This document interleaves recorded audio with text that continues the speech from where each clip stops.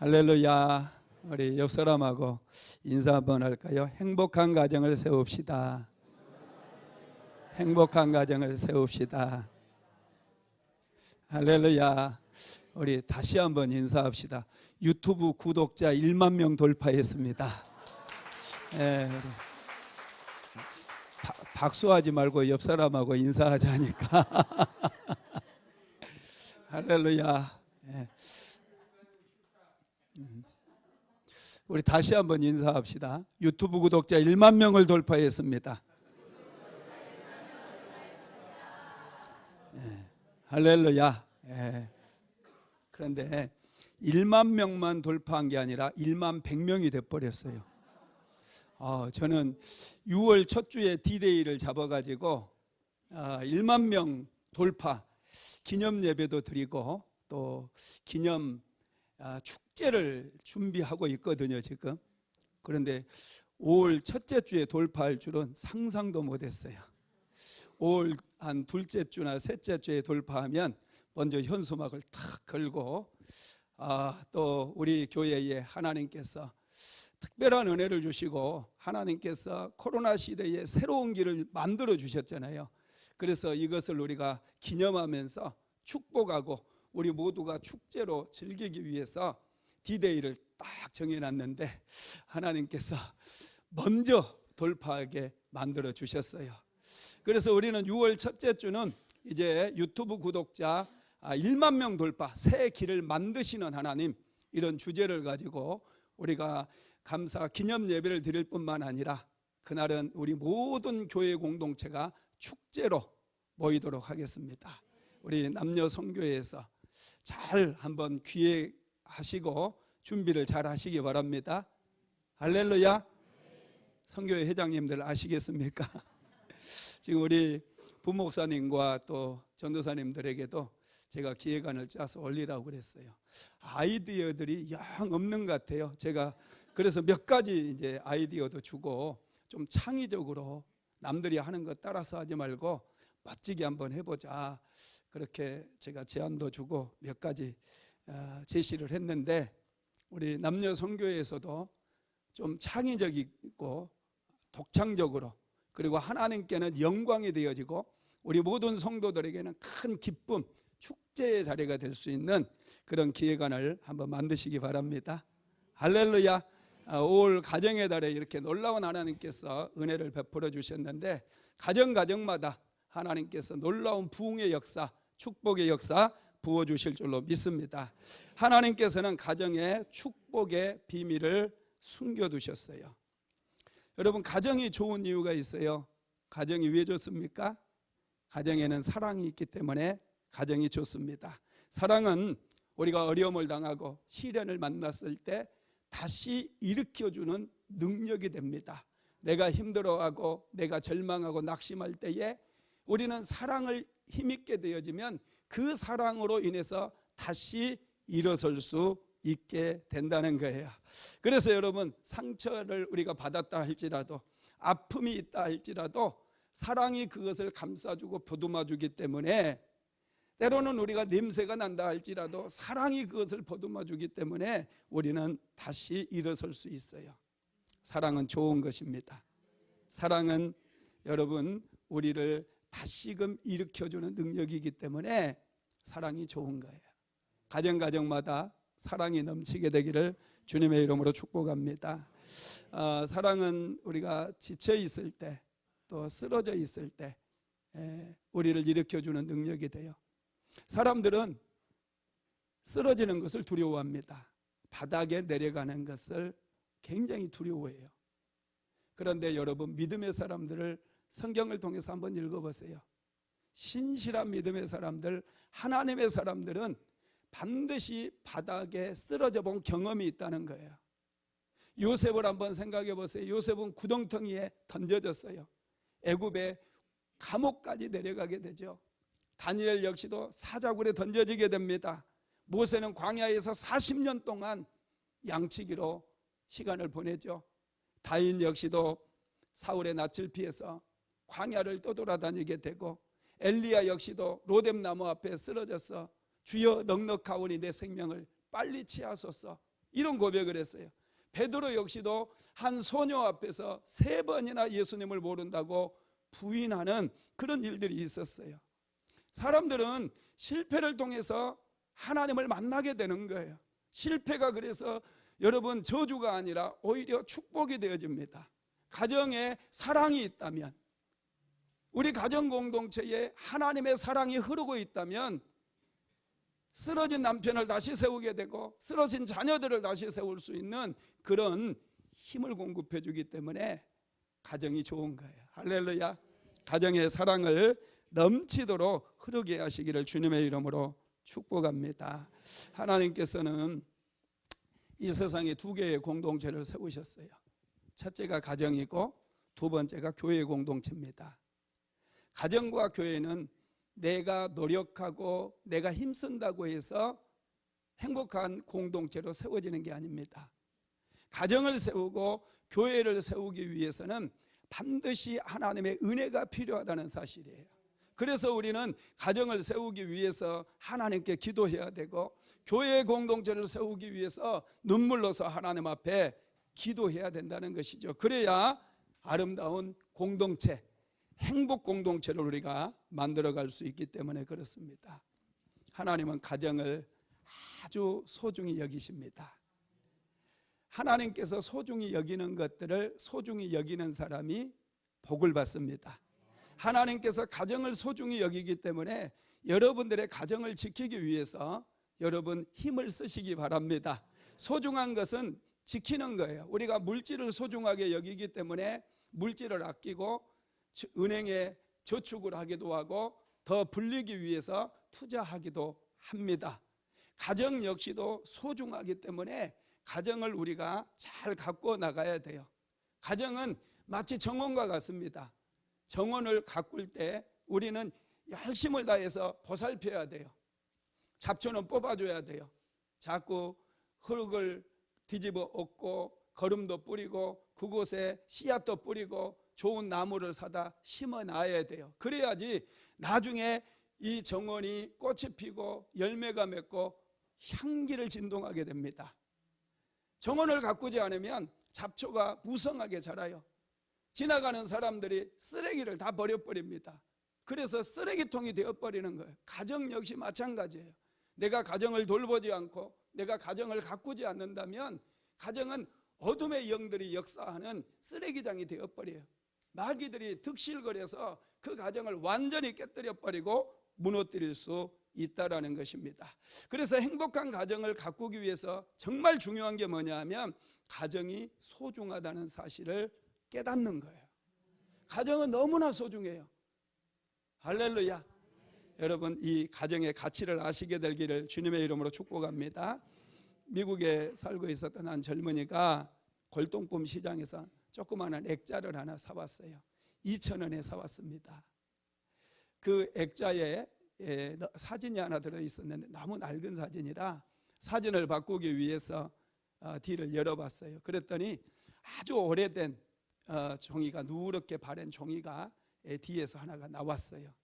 그래서 이게 뭔가 펴봤더니 미국의 독립선언문이 쓰여 있는 그런 종이였어요. 깜짝 놀라서 전문 감정사에게 가지고 가서 감정을 받아봤습니다. 그랬더니 이 독립선언서는 1820년도에 200부 정도가 발행이 된 것인데 진본이라는 거예요. 진본이기 때문에 이거의 가치가 어마어마한 거예요. 하나로 3억 정도 한다는 거예요. 여러분 단돈 2,000원에 샀던 게 3억짜리가 되어버린 거예요. 왜냐하면 그곳에는 독립선언서가 들어있었기 때문에. 여러분 이걸 판 사람은 어떻게 된 거예요? 가치를 모르기 때문에, 그 안에 진짜 가치 있는 게 들어있는 것을 모르기 때문에 그걸 쉽게 생각하고 쓰레기통에 버렸던지 싼값에 팔아버렸겠죠. 이걸 산 사람은 이 액자 자체는 2,000원 주고 샀기 때문에 하잘것 없어요. 그런데 그 안에 든 것이 너무나 귀한 거였어요. 3억을 여러분 벌게 되었다는 거죠. 우리 가정도 마찬가지예요. 가정이 정말로 소중합니다.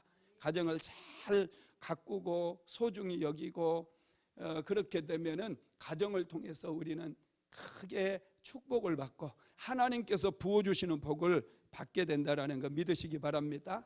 사탄은 이것을 너무나 잘 알아요. 마귀는 가정이 소중하다는 것을 너무나 잘 압니다. 그래서 어떻게 해서든지 가정을 무너뜨리기 위해서 남편을 미혹하고 아내를 유혹해가지고 죄에 넘어지게 만들어요. 자녀들을 유혹해서 자기들이 무엇을 해야 될지 잊어버리게 만들고 집중해야 될 일에 집중하지 못하고 자꾸 헛발질하게 만든다는 거예요.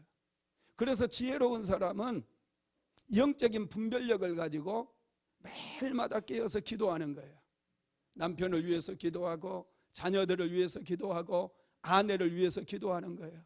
왜냐하면 마귀가 가정을 깨뜨리기 위해서 남편이 하는 일에 집중하지 못하게 하고 아내들이 하는 일에 집중하지 못하게 하고 자녀들을 집중하지 못하게 만들기 때문에 끊임없이 어둠의 영들을 상대로 해서 기도하고 영적 전쟁에서 승리하게 만든다는 거예요. 그러다 보니 남편이 하는 일들이 점점 잘 되는 거예요. 아내는 현숙한 여인이 되어지고 자녀들은 이 시대를 이끌어갈 수 있는 유망주들이 되어지는 거예요. 할렐루야. 여러분, 우리가 깨어서 기도해야 될 이유가 바로 여기에 있는 거예요. 가정이 소중하기 때문에 사랑하는 가족들만 지켜나가도 이 사회는 변화되게 되어 있습니다. 할렐루야. 그러면 행복한 가정을 세우는 비법은 무엇일까? 한번 읽어봅시다. 시편 128편 1절 말씀 같이 읽어봅니다. 여호와를 경외하며 그의 길을 걷는 자마다 복이 있도다. 아멘. 여호와를 경외하며 그의 길을 걷는 자마다 복이 있도다 그랬어요. 행복한 가정을 만드는 비법은 바로 하나님을 경외하면서 살아가는 사람들입니다. 그의 길을 걷는다. 이 길이라고 하는 말이 한자 성경에는 길도자로 번역이 되어 있어요. 여러분, 이 요한복음 1장 1절에 보면 태초에 말씀이 계시니라. 이 말씀이 한자 성경에 길도로 번역이 되어 있는데 이게 헬라어 성경에는 로고스로 번역이 되어 있습니다. 로고스라고 하는 게 뭐냐면 바로 길이라는 거예요. 하나님의 말씀이면서 길을 내포하고 있는 것이죠. 그래서 여러분, 하나님을 경외하고 하나님의 말씀에 순종하며 하나님께서 인도하는 길로 가는 사람들마다 복이 있다고 오늘 시편 기자는 우리에게 말씀하고 있다라는 거예요. 하나님은 여러분 축복의 근원인 것을 믿으시기 바랍니다. 그래서 하나님을 경외해야 돼. 하나님의 말씀을 지키며 하나님께서 인도하시는 그 길로 가는 사람들이 하나님께 복을 받을 수가 있게 되는 것이죠. 세상에는 두 종류의 사람이 있어요. 복을 쫓아가는 사람과 복이 따라오는 사람입니다. 우리가 어떤 사람이 돼야 되느냐 하면 복을 받아가지고 복이 있는 자가 돼야 돼요. 그러면 우리가 복을 따라가지 않아도 돼요. 내가 가는 곳에 복이 임하는 거예요. 들어가도 복을 받고 나가도 복을 받고 신명기서 28장에 나와 있지 않습니까? 내가 가는 현장 속에 하나님의 축복이 부어지게 된다라는 거예요. 그런 축복을 다 받게 되기를 주님의 이름으로 축복합니다. 사무엘상 2장에 보면 엘리 제사장의 가정 이야기가 나와요. 엘리 제사장에게는 두 명의 아들이 있었어요. 홈리와 비느하스입니다. 그런데 엘리 제사장은 자녀 교육을 제대로 시키지 못했어요. 자녀들이 망나니처럼 불안당같이 인생을 살아갑니다. 백성들이 하나님 앞에 예배드리고 제사를 드리기 위해서 제물을 가져오면 그 아들들이 나아가서 그 제물을 받아가지고 맛있는 부분들을 먼저 자기들이 먹어버려요. 하나님 앞에 드리려고 하는데 망령되게 그들이 행동을 하는 거예요. 그것뿐만 아니에요. 성전에서 수종도는 여인들을 데려다가 이상한 짓들을 다 하고 그랬어요. 그렇다고 한다면 엘리 제사장이 자녀들을 호되게 야단을 쳐야 되고 하나님이 어떤 분인가에 대해서 가르치며 하나님을 경외해야 될 제사장이 될 너희들이 이런 망령된 일을 행해서는 안 된다고 단호하게 얘기를 해야 되거든요. 그런데 엘리 제사장이 자녀들을 교육하는 방법을 보면은 정말 참 이상하게 교육을 합니다. 한번 읽어봅시다. 사무엘상 2장 23절 한번 같이 읽어봅시다. 그들에게 이르되 너희가 어찌하여 이런 일을 하느냐? 내가 너희의 악행을 이 모든 백성에게서 듣노라. 내 아들아 그리 말라. 내게 들리는 소문이 좋지 아니하니라. 아멘. 백성들이 그 아들들이 행하는 악행을 아버지에게 전부 얘기해 줬어요. 엘리 제사장에게 얘기해 줬어요.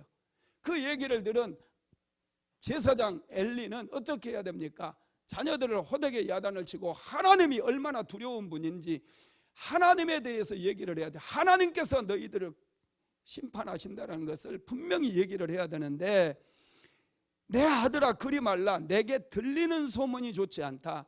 이 백성들의 눈치만 보고 있다는 거예요. 사람들에게 좋지 않는 소문이 들리니까 너희들은 여기서 그 일을 멈추라, 이렇게 가르치고 있다는 거예요. 소문이 안 좋다는 거예요. 하나님 앞에서 범죄했다는 사실을 분명히 가르쳐야 됨에도 불구하고 엘리 제사장은 자녀들을 그렇게 책망하지 않았습니다. 여러분, 그래서 엘리 제사장의 가문이 문을 닫아버리잖아요. 하나님의 심판을 받게 되고 블레셋과의 전쟁에 나가서 홈리와 비느하스 다 죽게 되고, 그 소식을 들은 엘리 제사장마저 의자에서 일어나다가 넘어져 가지고 여러분 다 죽지 않습니까? 멸문지화를 당하게 된 것이죠. 저와 여러분은 하나님을 경외해야 돼요.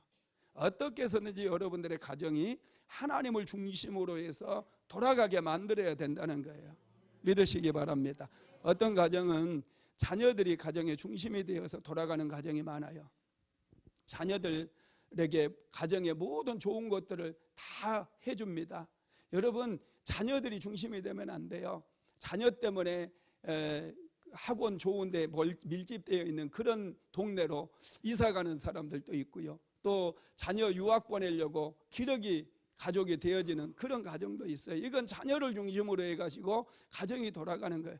이렇게 되면 여러분 안 되는 거예요. 하나님 중심으로, 주일은 자녀들 데리고 같이 성전에 나와서 신실하신 하나님, 내 인생 가운데 은혜를 주시고 축복해 주시는 그런 하나님을 예배하게 자녀들을 양육하고 훈육해서 온 가족이 교회에 나와서 기쁨으로 하나님을 예배해야 된다는 거예요. 그래서 가정의 행사들을 잡을 때도 예배를 피해서, 또 교회 행사를 피해서 이렇게 잡는 것, 그것이 하나님을 중심으로 모신 가정이라는 것이죠. 어떤 가정은 애완견을 중심으로 돌아가는 가정이 있어요. 애완견 때문에 부부가 싸우더라고요. 애완견 때문에 자녀들을 막 야단쳐요. 이게 완전히 바뀐 거예요. 애완견에게는 밥도 사주고 애완견 옷도 사주고 그러면서 자녀들에게는 밥도 안 챙겨주고 자녀들은 옷도 안 사주고, 이런 사람들이 많이 있다라는 거예요. 여러분, 어디까지나 동물은 동물입니다. 애완견 키우신 분들도 여러분 잘 들어야 돼요. 하나님 중심으로 가정이 세워져야 된다는 거 믿으시기를 바랍니다. 그러면 하나님을 경외하는, 하나님 중심으로 세워지는 그런 가정에 하나님께서 어떤 축복을 주시느냐. 첫째, 손이 하는 모든 일에 복을 주신다고 그랬어요. 시편 128편 2절 한번 같이 읽어봅시다.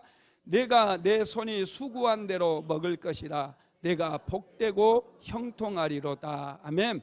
하나님을 모시고 하나님 중심으로 우리의 가정이 움직이게 될 때 하나님께서 어떤 복을 주시느냐. 내 손으로 수고한 대로 먹을 것이라고 그런 축복을 주시겠다고 말씀하셨어요. 여러분, 우리가 손으로 뭘 합니까? 손으로 일하잖아요. 그 일한 내 손으로 하는 그 일에 하나님께서 복을 주시는 거예요. 또 손으로 뭘 합니까? 우리는 손을 펴고 하나님 앞에 나아가서 하나님께 기도하잖아요.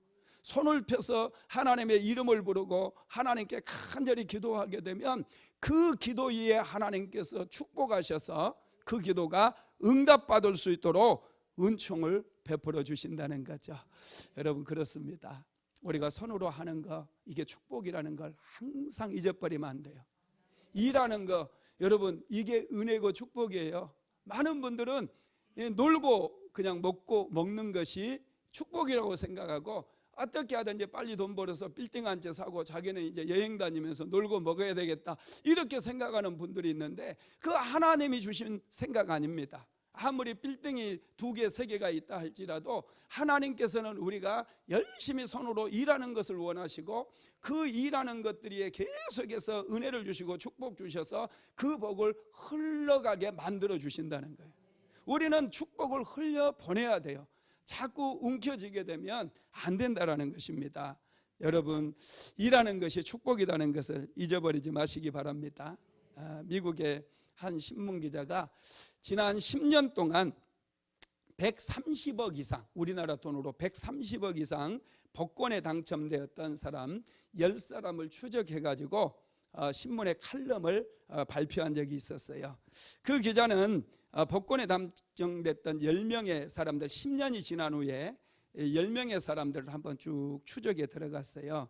그래서 130억 복권에 당첨돼 가지고 그 많은 돈을 가지고 얼마나 행복하게 살고 있는가 추적한 후에 이분이 칼럼에 몇 명을 이렇게 소개를 했습니다. 한 사람은 갑자기 큰 돈이 생기니까 주체를 못하고 방탕하게 살다가 마약 중독자가 되었다는 거예요. 또 한 사람은 지나친 욕심으로 더 큰 돈을 벌려고 허망한 데 투자했다가 완전히 실패하고 다른 사람에게까지 많은 손실을 입힌 다음에 비관한 다음에 자살을 했다는 거예요. 또 한 사람은 사업에 실패하고 감옥에 들어가 있었고, 또 한 사람은 갑자기 돈이 생기니까 할 일이 없어서 바람 피우다가 부인하고 이혼을 한 사람이 있었습니다. 또 한 사람은 주변 사람들이 도와달라고 막 손을 내미니까 모든 관계를 다 끊어버리고 혼자 외롭게 살다가 정신병원에 입원을 했대요. 여러분, 이렇게 갑자기 로또 복권에 당첨되는 것이 우리는 축복이라고 생각하지만 그건 오히려 저주가 된다라는 거예요. 그러니 우리 믿음의 사람들은 절대 로또 복권 같은 거 사지 마세요. 제가 장담합니다. 안 돼요. 하나님께 정말 사랑하는 사람들에게는 그런 방법으로 축복해 주시지 않고, 내가 무슨 일을 하든지 성실하게 내 손으로 하는 그 일 속에 복을 내려주심으로 그 일을 통해서 부가가치를 창출하게 만들고 많은 사람들에게 흘려보낼 수 있도록 은혜를 베풀어 주신다는 거예요. 그래서 하나님께서 정말 사랑하는 사람은 어떤 사람이냐면 성실한 사람이에요. 근면하게 일하는 사람. 성경에 7대 제약이 있거든요. 모든 죄의 뿌리가 되는 죄들이 있는데 그 중에서 여러분 게으름이라고 하는 죄는 죄의 뿌리가 되는 7대 제약에 속하게 됩니다. 게으름은 모든 제약의 뿌리가 된대요. 그래서 하나님께서는 게으른 사람에게는 은혜를 주시지 않고 성실하게 일하는 사람에게 항상 은혜를 주시는 거예요.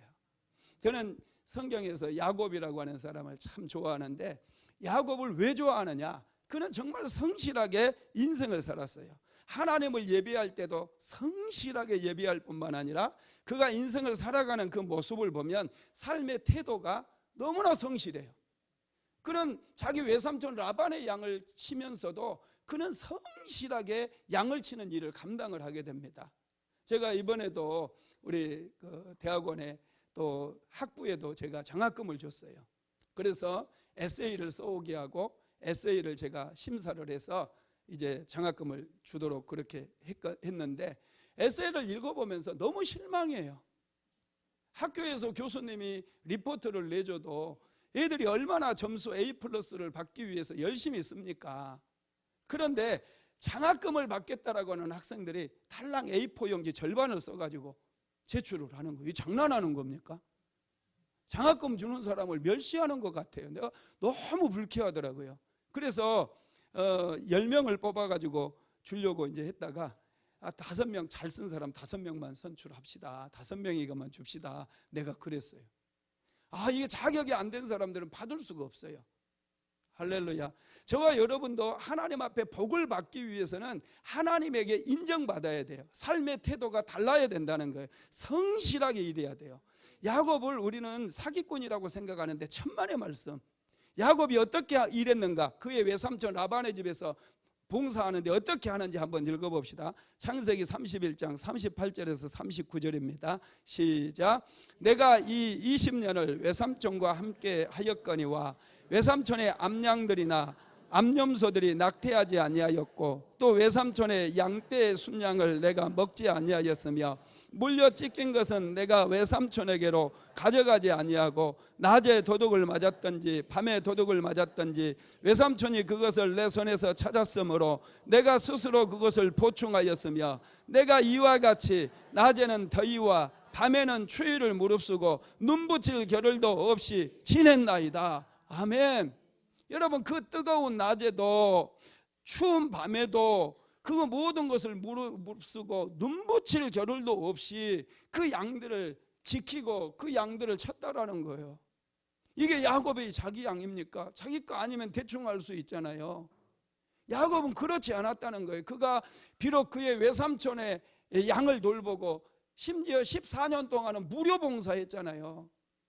라헬을 준다고 하니까 무료 봉사로 자기 아내를 얻기 위해서 무료 봉사를 했는데 그는 밤에도 낮에도 정말 잠도 제대로 자지 못하면서 그 양들을 지키기 위해서, 그 양들을 잘 키우기 위해서 성실하게 일했다라는 거예요. 이렇게 성실한 야곱이었기 때문에 하나님께서는 야곱의 인생 속에 복을 주셨어요. 그것을 누가 아느냐? 양을 맡겼던 라반이 더 잘 알아요. 한번 읽어봅시다. 창세기 30장 27절입니다. 시작. 라반이 그에게 이르되 여호와께서 너로 말미암아 내게 복 주신 줄을 내가 깨달았노니 내가 나를 사랑스럽게 여기거든 그대로 있으라. 아멘. 여호와께서 너로 말미암아 내게 복 주신 줄을 내가 깨달았노니 그랬어요. 이게 라반, 야곱의 외삼촌 라반이 지금 하고 있는 말이에요. 야곱이 얼마나 성실한 사람이었고 성실하게 일했는가를 우리가 알 수 있는 대목입니다. 야곱이 이렇게 성실하다 보니 외삼촌 라반은 야곱이 그의 아버지 집으로 돌아간다고 그러니까 야곱을 붙드는 거예요. 붙잡는 거예요. 우리가 여러분 그 성실하게 일하는 사람들 붙잡잖아요. 할렐루야. 능력 있는 사람 붙잡잖아요. 성실한 사람은 붙잡아서 연봉을 더 높여주고 붙잡는 거예요.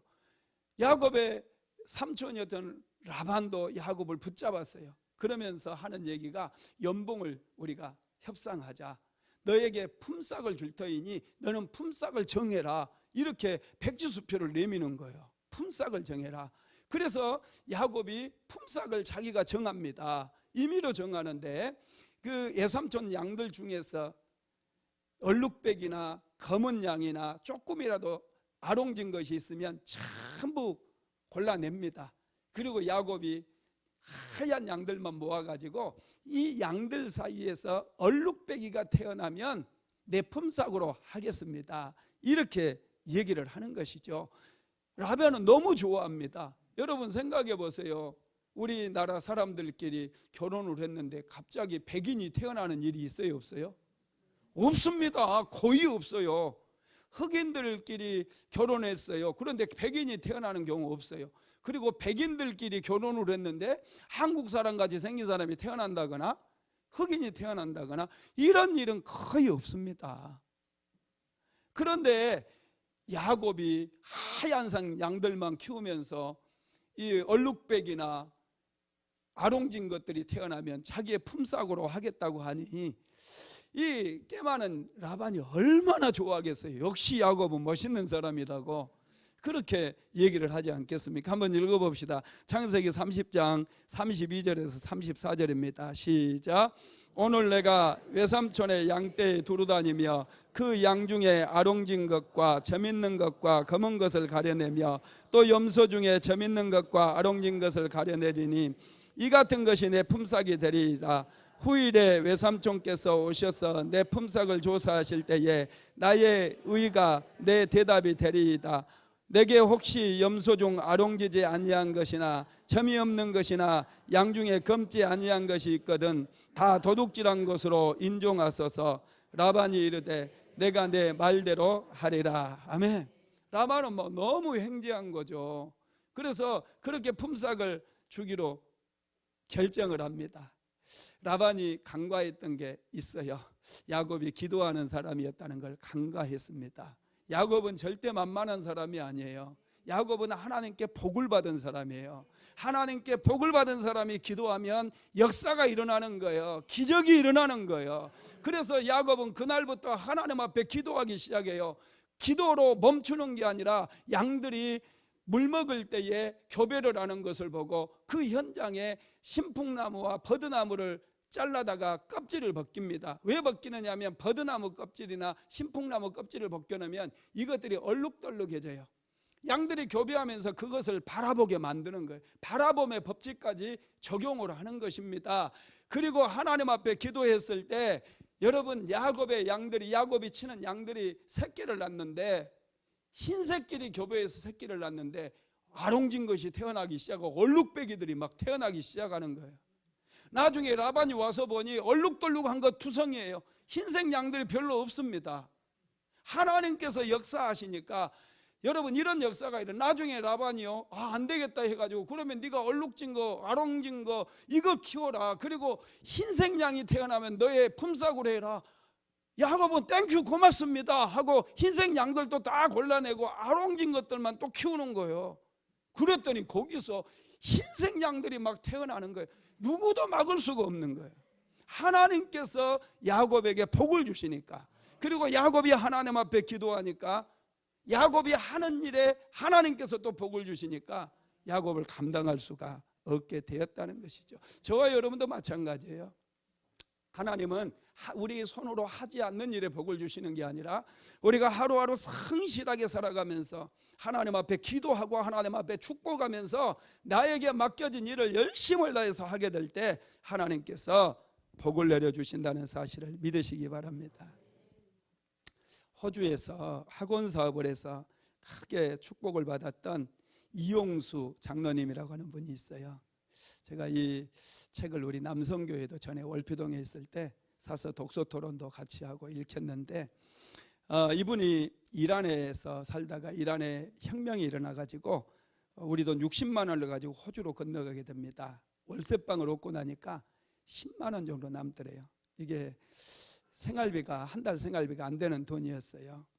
그래서 바로 취직을 해야 되는데 영어가 딸려가지고 뭐 취직을 한들 일을 제대로 할 수 있겠습니까?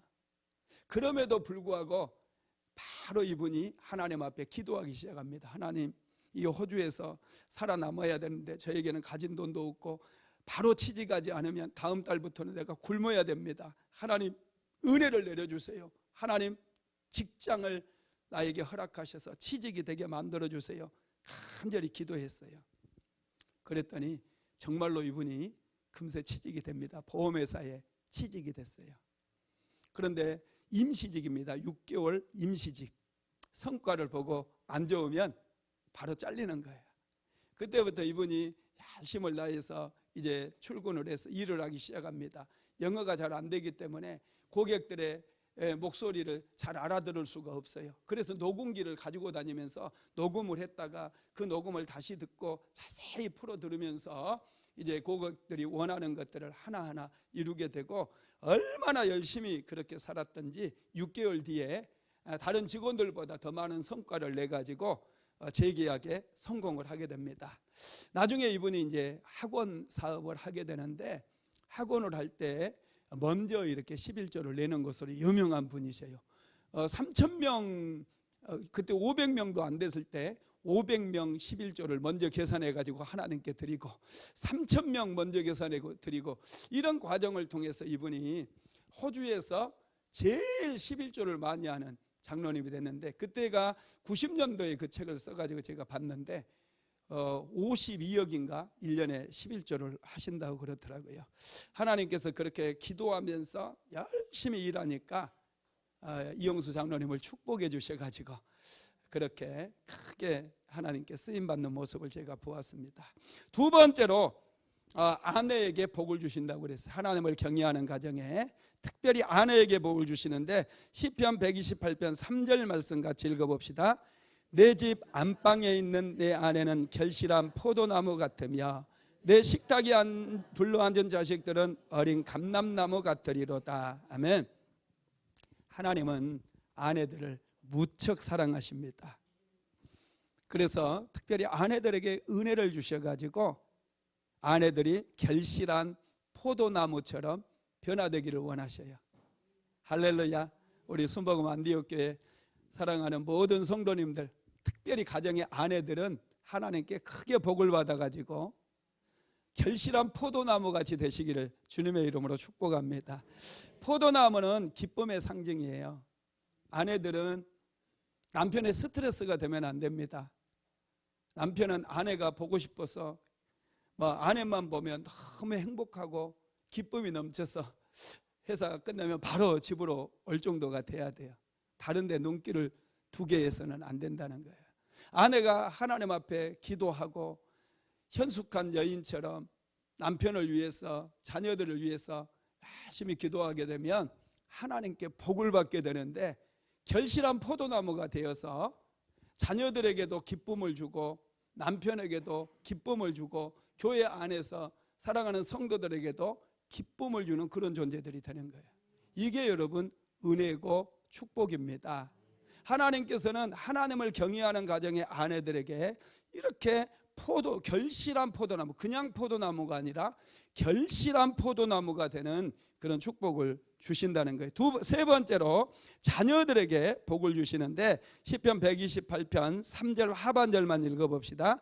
내 식탁에 둘러앉은 자식들은 어린 감람나무 같으리로다. 아멘.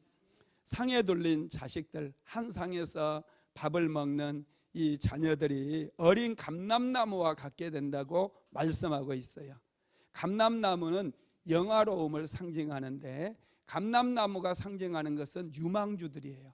자녀들이 유망주가 된다는 거예요. 꿈나무가 된다는 얘기입니다. 한마디로 말하면 엘리트가 된다는 거예요.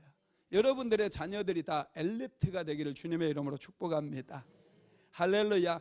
하나님을 경외하는 가정의 자녀들은 다니엘 같은 인물들이 나와야 돼요. 이 시대의 요셉과 같은 인물들, 여호수아와 같은 인물들, 이런 인물들이 나와야 된다는 거예요. 할렐루야. 여러분들의 자녀들이 다 그렇게 변화될 줄로 믿습니다. 성경에는 영적인 의미를 가지고 있는 나무가 세 나무가 있는데, 첫째는 포도나무입니다. 포도나무는 결실을 상징하고 기쁨을 상징합니다. 또 두 번째는 무화과나무예요. 무화과나무는 겸손을 상징합니다. 감람나무는 영화로움을 상징하게 돼요.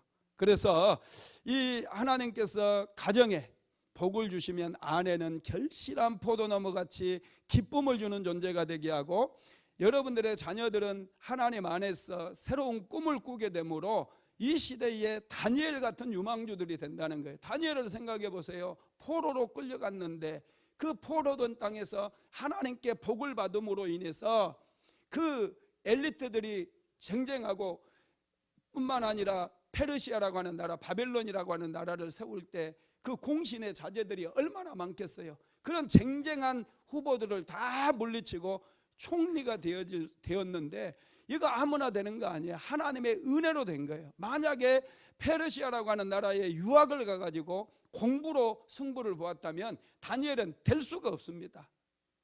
포로로 끌려가서 하나님께 은혜 받고 하나님께 복을 받으니까 다니엘이 총리의 자리에 올라갔다라는 사실이죠. 저와 여러분도 하나님을 경외함으로 가정의 자녀들이 유망주들이 되게 만들어야 돼요. 할렐루야. 네 번째로 하나님은 건강의 복도 주신다고 말씀하셨는데, 시편 128편 6절 같이 읽어봅시다. 내 자식의 자식을 볼지어다. 이스라엘에 평강이 있을지로다. 아멘. 자식의 자식을 본다라고 하는 것은 하나님께서 건강을 주시기 때문에 손주를 볼 수 있도록 그렇게 축복해 주신다는 거예요. 여호와를 경외하는 사람들은 건강합니다. 하나님을 경외하는 사람들은 토요일 날도 예배를 잘 드리기 위해서 준비하기 때문에 밤늦게까지 돌아다니고 밤늦게까지 술집에서 막 구워라 볶아라 하면서 그런 거 먹지 않는다는 거예요. 여러분, 제가 왜 이 말씀을 드리느냐 하면, 제가 기도를 끝나고 우리 집으로 올라가다 보면은 저 앞에 불타는 안창살이 생겼어요. 안창살이 막 불을 타고 정말 불타고 있어요. 그런데 우리 사모가 자꾸 그 옆을 보면서 저렇게 몇 년 살면 몸이 엄청 아플 텐데, 이런 얘기를 자주 하는 거예요. 왜냐하면 그게 전부 독이 되거든요. 그렇게 막 먹는 것들이 우리 몸을 건강하게 하는 게 아니라, 나이가 들수록 밤늦게 뭘 먹으면 소화력이 떨어져서 소화가 안 돼요. 이런 것들이 소화가 안 되고 남은 음식들은 이 식독이 되기 때문에 여러분, 우리 몸을 아주 피곤하게 만들고 건강을 악화시키는 그런 것들이 되는 거예요. 그러니 우리 그리스도인들은 그렇게 살지 않지 않습니까? 토요일은 예배를 준비하기 위해서 하나님 앞에 나와서 기도하고 또 일찍 자고 이렇게 생활을 하다 보니 여러분 건강할 수밖에 없는 것이죠. 건강한 마음으로 건강한 몸으로 하나님 앞에 나와서 예배하게 되니 하나님께서 축복해 주신다는 것입니다. 이렇게 하나님께서는 4가지의 축복을 이렇게 약속하셨어요. 이 4가지의 축복을 그러면 어디에서 주시느냐? 여러분 한번 읽어볼까요? 시편 128편 5절 한번 읽어봅시다. 5절 시작. 여호와께서 시온에서 내게 복을 주실지어다. 너는 평생에 예루살렘의 번영을 보며. 아멘. 시온에서 내게 복을 주실지어다 그랬어요. 시온이 어디입니까? 교회예요. 교회. 하나님의 성전에 나와서 하나님께 예배하고 하나님께 기도하고 하나님께 찬양하는 그곳에서 나를 만나 주시고 그곳에서 하늘의 문이 열려지고 예배를 통해서 하늘의 문이 열려질 때 하나님께서 복을 쏟아 부어 주신다는 거 믿게 되기를 바랍니다. 그래서 여러분 교회가 좋은 거예요. 교회는 축복을 받는 장소입니다. 빨리 끝낼게요. 끝종이 나버렸어요. 끝종이. 하나님께서는 교회에 5가지 축복의 통로를 열어주셨는데 첫 번째가 예배입니다. 예배를 통해서 하늘의 문이 열려요. 하늘의 문이 열리면 하늘의 창고가 열려지게 되고 그 창고에 하늘의 신령한 복이 우리에게 부어집니다. 2번째로는 찬양입니다.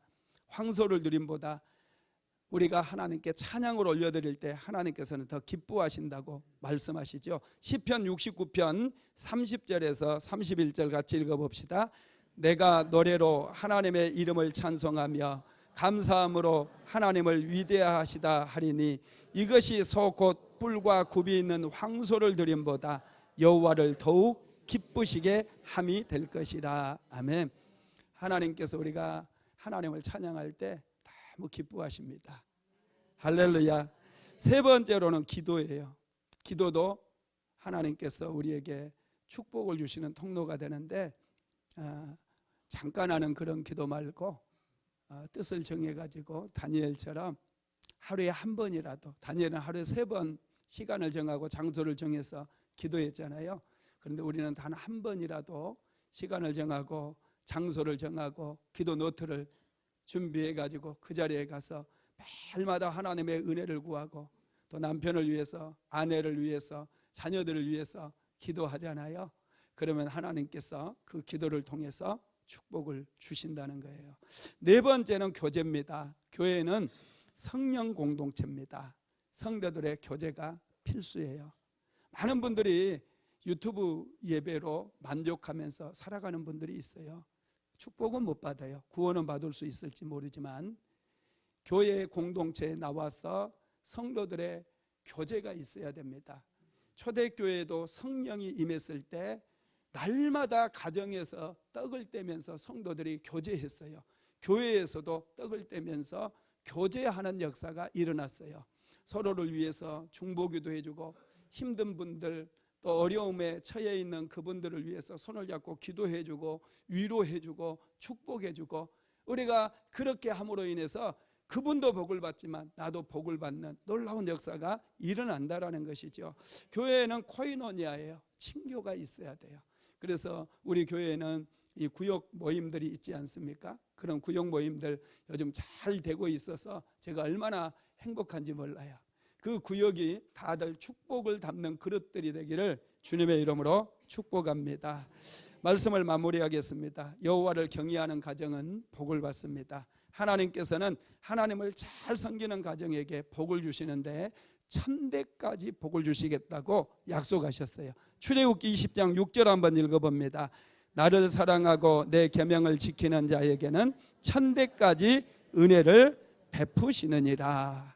할렐루야. 1000대까지 복을 받는 여러분들의 가정, 저와 여러분의 가정이 되기를 주님의 이름으로 축복합니다. 하나님께서는 하나님을 경외하는 가정을 항상 기뻐하셔요. 하나님 중심으로 움직이는 가정, 그리고 그 이름을 부르면서 열심히 손을 펼쳐서 기도하고 손으로 하는 모든 일들을 하나님께서 축복해 주신다는 거 믿으시기 바랍니다.